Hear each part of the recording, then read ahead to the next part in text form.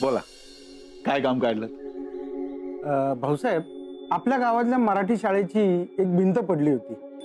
तिच्या डागडुजीसाठी मदत करावी म्हणून आम्ही राहायला विनंती केली होती. मग त्याने मदत केली नाही का? अहो, भिंत बांधाय फक्त मदतच नाही केली तर अजून 3 वर्ग बांधून दिलेत. वा, चांगलं काम केलं रायाने. भाऊसाहेब,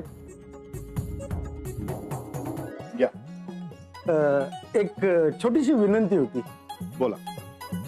आपल्या गावातल्या मुलींच्या शाळेचं उद्घाटन तुम्ही करावं अशी आमची सगळ्यांची इच्छा आहे. हा, मुलींची शाळा आहे ती. मला वाटतं तिचं उद्घाटन एखाद्या कर्तबगार स्त्रीच्या हातनं झालं पाहिजे. मग कृष्णा वहिनींच्या हस्ते करूया की आपण उद्घाटन. आवडेल आम्हाला.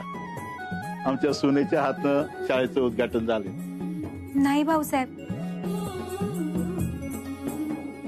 मी अजून स्वतःला सिद्ध नाही केलेलं. मला अजून बऱ्याच गोष्टी करून दाखवायच्या आहेत. त्यामुळे मी हे उद्घाटन नाही करू शकत. तुम्ही दुसऱ्या कुणाच्या तरी हस्ते हे उद्घाटन करा ना. अहो भाऊसाहेब, दुसरं कोण बघणार आता आम्ही? हा, आपल्या गावामध्ये राधिका सोनावणे म्हणून मुलगी आहे जी PSI झालीये. माझी सिनियरच होती. तुम्ही तिचा सत्कार आणि तिच्या हस्ते उद्घाटन केलं तर तरुण पिढी पुढे आदर्श राहील. चांगली कल्पना. आपण कृष्णा म्हणते तसंच करूया. होय होय, अहो भारीच झालं की. अहो, कृष्णानं भारीच आयडिया दिली आपल्याला. कृष्णा, आम्हाला तुझा खरंच लय अभिमान आहे. तुझ्यासारखी हुशार आणि समजूतदार पोरगी आमची सून आहे याचा. येते. ये. भाऊसाहेब, आपली कृष्णा नुसती हुशार नाही, समजूतदार सुद्धा आहे. अहो, तिच्या जागी दुसरी एखादी मुलगी असती तर आपलं कौतुक होतंय, सत्कार होतोय म्हणल्यानंतर अगदी हुरळून गेली असती. पण आपली कृष्णा तशी नाही आहे. अहो, ती फुकटच्या मोठेपणासाठी मागे धावणारी नाही ती. भाऊसाहेबांची सून आहे, वाट कशी चुकेल? आता तीच आहे जी विधात्याच्या घराला नव्या वाटा दाखवेल.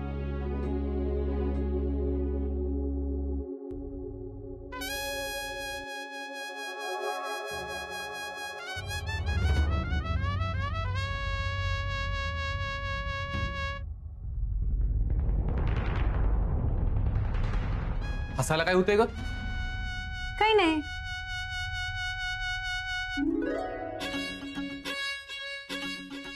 अरे वा, एका दिवसात एवढा बदल. स्वतःच्या पांघरुणाचे घडे स्वतः घालायला लागले.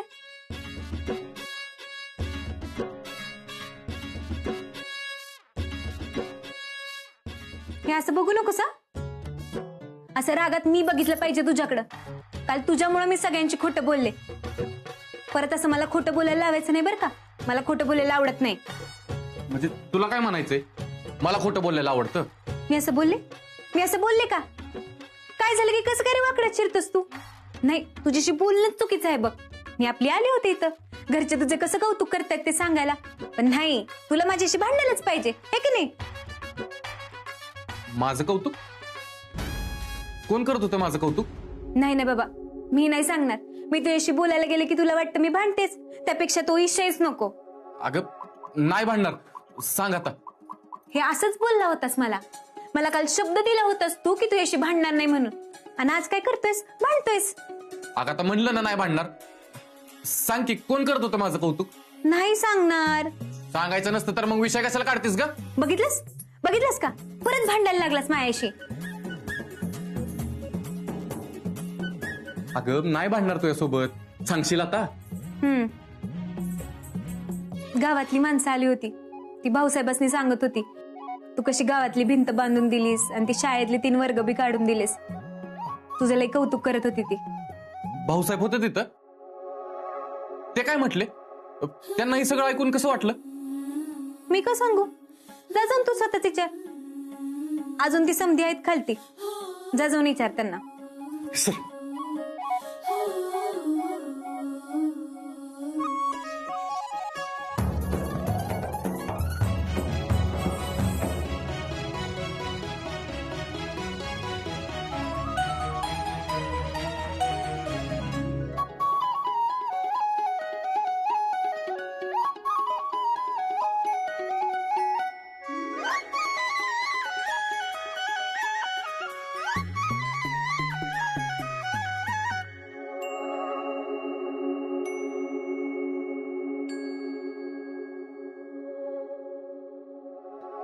गेली ही सगळी. ती कृष्णा माझ्या संग भांडत बसली नसती, लवकर सगळं सांगितलं असतं तर भाऊसाहेब माझ्याबद्दल काय बोलतात ती तरी कळालं असतं. पण नाही, हे कृष्णा कधीच मला ह्यो आनंद मिळवून देणार नाही. राय आहे का हो घरात? रायाला बोलवा की जरा. ए माकडा, मी कोण आहे मग? अयो राया, अरे काय केलंय? मी तर ओळखलं नाही तुला. अरे माणसं लग्न झाले बदलतात हे माहिती होतं, आणि एवढी बदलत त्याला माहित नव्हतं, आणि त्यातल्या त्यात तू एवढा बदलशील? ए मी नाही बदललो, आणि कृष्णामुळे तर बदलणं शक्यच नाही. फक्त कटिंग केल्या. कटिंग केलंय दिसतंय की. अरे तर काहीच नाही. आता तू हळूहळू बायकोच्या तालावर नाचायला सुरुवात करशील. तुझं काय खरं नाही लागा राया. बदललं नाही म्हणतो नी कटिंग कशाला केली मग? ते हे तेच मी तुला सांगतोय. ते कोंडा झाला तो डोक्यात, म्हणून कटिंग केली. कळते की तुझा का कोंडा का फोंडा काय ती? ए गप बसतो का आता? काय काय माहिती बोल. अरे तू एवढे दिवस कारखाना नव्हता आला ते सांगायला आलेलं तुला. अरे आज त्या विश्वजी साहेबांच्या कंपनीला हळदीची पहिली ऑर्डर द्यायची. हो काय लक्षात माझ्या. तू बस, मी आलो लगेच. बर आशे तू फक्त राजनीतीची काळजी कर बर का, आणि मी वाळून जाऊन दे तसाच. अगं आणखीच्या पाटकीने माझा कसा सुकला पाक.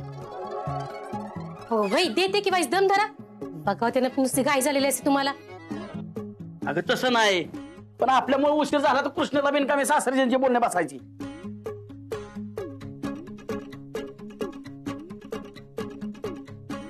आपल्यामुळं नाही तुमच्यामुळं. तुम्ही चालले ना हो तिकडं. जावा लवकर. आणि तुम्ही मला वचन दिलंय की तुम्ही दारूच्या थेंबाला बी हात लावणार नाही, हे विसरू नका. नाही सरत बाया, मी एकदा शब्द दिला म्हणजे दिला. काय जरी झालं तरी मोडणार नाही. राहू द्या, माहित आहे मला तुमचा शब्द. बरं तिकडं निघालाच आहे तर कृष्णाला विचारा दिवाळी आणि 5 परतवणीला कधी येणार आहे. नाही जावं येणार म्हणजे समधी तयारी आधीच करून ठेवायला पाहिजे. हो काय कमी नाही पडलं पाहिजे बरं का, तुला सांगून ठेवतोय आताच. व्यवस्थित झालं पाहिजे सगळं.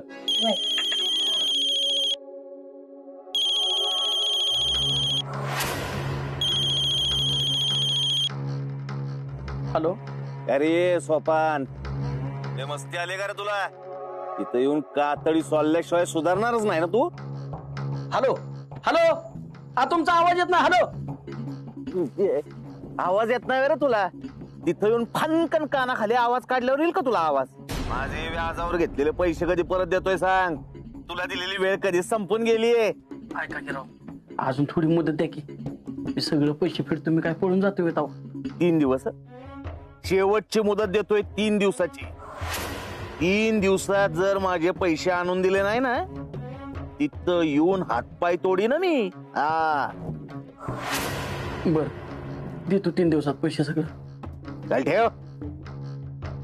3 दिवसात देतोय.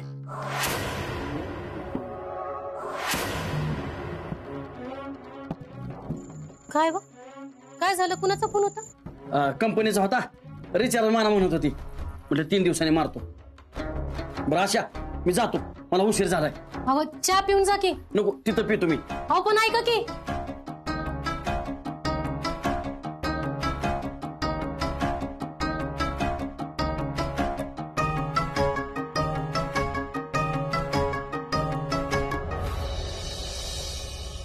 गुली, तू राया आणि भाऊसाहेबांचा डब्बा भर, मी बाकीचं उरकून घेते. हा. कृष्णा, अगं एवढं सगळं कधी केलंस? आणि डबे पण भरलेस? वय आज लवकर उठले होते ना म्हणून. अगं पण काय गरज आहे का सांगितलं नसताना काम करायची? कसम देसनी दाखवून देत्यास, बघा मी किस्त काम करत्या. हाऊ नाही हो, असलं काही बी नाही माझ्या मनात. तुम्ही का असं बोलताय? अगं मग काय बोलू तर? भाऊसाहेबांनी फक्त रंजनाचा हातचा डबा लागतो, माहित नाही तुला? इतके दिवस आईच सगळं सांभाळत होत्या, किचन मध्ये काम करत होत्या, म्हणून म्हणलं त्यांना जरा आराम द्यावा. आणि गणपतीच्या वेळेस मी प्रसाद केला होता तेव्हा भाऊसाहेबांना आवडलाच की, मग मी बनवलेलं जेवण बी आवडेल. रंजीला आराम देता देता समद स्वतःच्या ताब्यात घेऊन गस म्हणजे झालं. अगं गुले, तिला वाटलं म्हणून तिने केलं. उलट चांगलं आहे ना, तिला माझी काळजी येते. नाही चांगलंच आहे, पर तिने विचारून करायला पाहिजे होतं ना. एवढं समजा घाईघाईत कशाला करत बसायचं? आजपासून मला कारखान्यावर जावं लागणार आहे, म्हणून समधी कामं लवकर आटपली. अगं तीच म्हणते आम्ही, तू जर केलं नसतं तर घरातली काय बाकीची माणसं उपाशी मेली असती का तवा? रणजी हाय, मी हाय, इथनं पुढं आम्हाला न विचारता अजिबात कामं करायची नाही ती. नाहीतर मनाचा कारभार करता करता एक दिवस ही घरच समजा मुठीत घेचील. हाय का नाही ग रंजे? असलं काय बी माझ्या मनात येणार नाही. पण आता तुम्ही म्हणताय तर मी तुम्हाला विचारूनच करेन यापुढे समजा. येते. फुले, अगं तिने एवढं केलंय, त्याचं कौतुक करायचं सोडून तिला रागवतीस काय? काय चाललंय तुझं? रंजितजी काय चाललंय ती ह्या घराच्या भल्यासाठीच चाललंय बघ. ऐक माझं, तू तिचं लई कौतिक केलं का नाही तर ती लई डोसक्यावर चढल. नाही ग, कृष्णा तशी पोरगी नाही, लई समजूतदारपणा आहे तिच्याकडे. अगं देवाचे खरंच आभार, गुरुजींनी केलेलं बाकीत खोटं झालंय. आता देवाला एकच प्रार्थना आहे, राया आणि कृष्णाचा संसार असाच चालू राहू देत.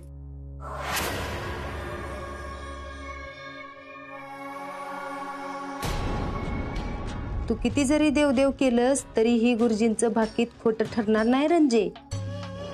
आणि ठरलंच तर मी खरं करून दावीन. काय बी झालं तरी मी राया आणि अंतराचं लगीन लावणार म्हणजे लावणारच. भाऊसाहेब आवरलं का नाही? हा सोपान आवरलंच बघ. किधर अहो आत्ताच तर आला, लगेच त्याच्या हातात डबा दिला. त्याला बसू द्या, त्याच्यासाठी चहा ना. नाही नाही नको, अहो मी आता करणं घेऊनच आलोय. अहो आज सगळा स्वयंपाक कृष्णाने बनवलाय सकाळी लवकर उठून, मला न सांगता. तुम्हाला चालेल ना तिच्या हातचं? अहो न चालायला काय झालं? अहो तिच्या हाताला व तुमच्या हातासारखीच चव आहे. काय म्हणा, पण कृष्णाला वेगळी पोरगी, तिला जबाबदारीची जाणीव आहे आणि सगळ्या जबाबदाऱ्या ना बिनबोभाट पार पाडते बघा. खरंय तुमचं, अशी सून मिळायला नशीब पाहिजे. सगळ्यांवरच जादू केली ह्या कृष्णानं. आधी फक्त भाऊसाहेब तिचं कौतुक करायचे, आता फुई पण, आईसाहेब पण. चल की का उदाहरण वाट बघतो तुझी.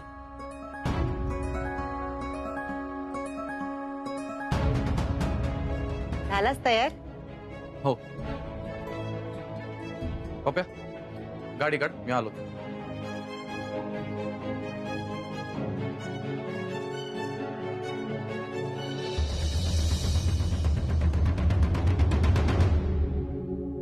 कशी दिसते माझी नाचून?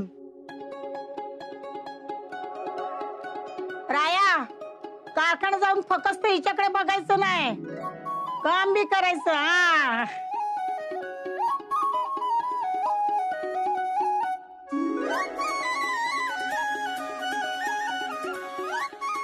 मी काय म्हणत्या, हिला आता कारखान्यावर जायची काय गरज आहे तवा? नाही म्हणजे आता ही ईदा त्यांची सून आहे नव का? मग घरात बसून बी खाऊ शकते की. आपल्याला काय पैशाची कमी आहे वी तवा? लोक उद्या काय म्हणतील, ईदा त्यांनी सुनाला पैशासाठी कामाला लावली, घर सांभाळायचं सोडून काम करत बसली आहे. हो करते, कारण लोक नाही येणार माझ्या मामा मामीच्या डोक्यावरचं कर्ज फेडायला. मी या घरच्या सुनेच्या सगळ्या जबाबदाऱ्या व्यवस्थित पार पाडी. तुम्हाला एक बी संधी देणार नाही तक्रार करायची. फक्त माझ्या मामा मामीच्या डोक्यावरचं कर्ज फिटेपर्यंत मी हे काम सोडू शकणार नाही. कृष्णे, अगं तू कशाला माझ्या कर्जाची काळजी करते? माझं कर्ज फेडाय तुझी मामी आणि मी खंबीर आहे. आणि एकदा मुलीचं लग्न झालं ना, मुलीने परत माहेरच्यांसाठी असले काम करायचे नसतात. असा कुठे नियम असतोय वे? तू लहानपणापासून एवढं मला वाढवलं, शिकवलं, आणि आता फक्त ते लग्न झालं म्हणून मी तुम्हाला वाऱ्यावर सोडून देऊ? अरे जेवढा माझ्या पैशांवर माझ्या सासरकडच्यांचा हक्क आहे तेवढा तुमचा बी हक्क आहेच की. मग फक्त माझं लग्न झालं म्हणून माझे कर्तव्य विसरणार नाही मामा. तुम्ही माझ्या शिक्षणासाठी कर्ज काढलं होतं, स्वतःच्या पोटाला चिमटा काढून मला शिकवलं, लहानाचं मोठं केलं. मग फक्त लग्न झालं म्हणून मी हे समजा विसरू आहे? सोपान, तुला कर्जाचं टेन्शन घ्यायची गरज नाही. अरे आता आपली सोयरीक झालीये, विसरून जा कर्ज, असं समज की आम्ही तुला माफ केलं. हा,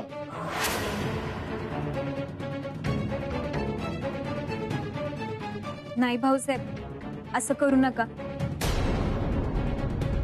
माझ्या शिक्षणासाठी काढलेलं कर्ज आहे ते, मीच त्याची परतफेड करेन.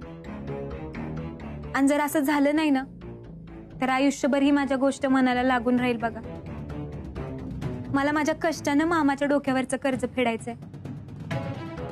मला काम करू द्या. भाऊसाहेब, तुम्हाला खरंच खरंच मी काम केलेलं चालणार नाही का?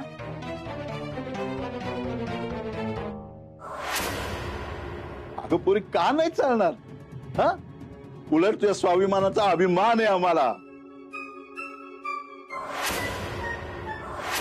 चल कारखान्यात चल आणि तुझ्या पगाराचं तुला काय पाहिजे ते कर. कुठं खर्च करायचा, कुठं नाही, हे ठरवायचा अधिकार तुला. हा, चला सुनबाई, कारखान्यात भेटू. काय सोपनराव, चला. चला चला.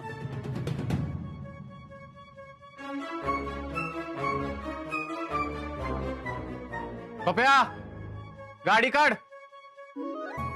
कारखान्यात पण आपली आता सुटका नाही.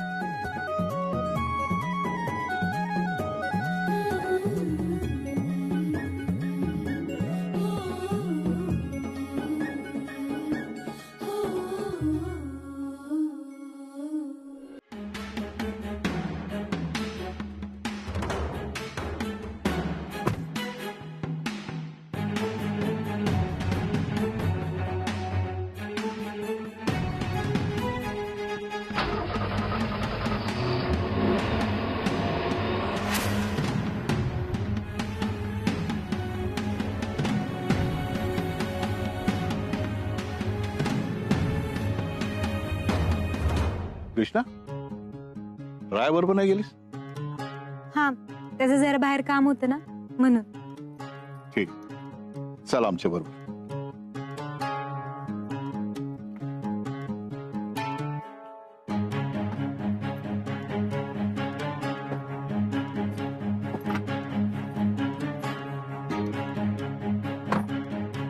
अगं कृष्णे, पुढं कुठं बसते? मागं बसायचं. मालकाने नेहमी मागं बसायचं असतं, ती पण दाबात. आणि आता भाऊसाहेबांची सून आहे तो. आणि तसं पण माझ्या लेकराचा ड्रायव्हर म्हणून मिरवायला मला अजिबात लाज वाटणार नाही. उलटा अभिमान वाटेल. विधात्यांची सून जरी असले ना, तरी तुझी भाची आहे ना. आणि हे आपलं नातं कधीच संपणार नाही. जसं तुला माझा अभिमान वाटतो की नाही, तसं मला बी तुझा लई अभिमान वाटतो बघ. त्यामुळे तुझ्या शेजारी बसण्यात कसला आलाय रे कमीपणा? मी इथंच बसणार, माझ्या मामाच्या शेजारी.